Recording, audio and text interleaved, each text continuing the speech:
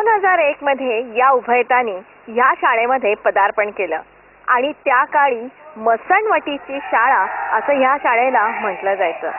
पण ह्या दोघांनी ह्या शाळेचं रूपांतर ज्ञानाने तळपणाऱ्या ज्ञानमंदिरामध्ये केलं.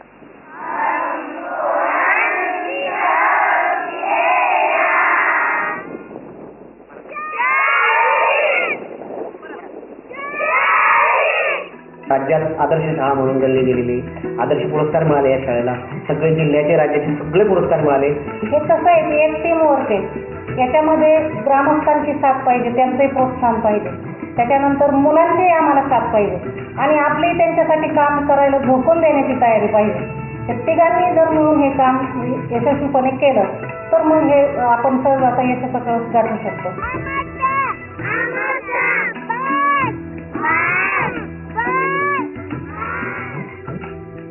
जेवढी शाळा आमची आहे तितकीच ती तुमची पण शाळा आहे.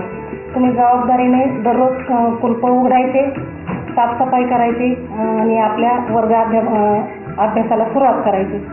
आपलं घर कसं आई वडील सोपवून जातात तसं आम्ही आई वडिलांसारखं शाळा त्यांच्यावर सोपवली, त्यांच्या विश्वासावर.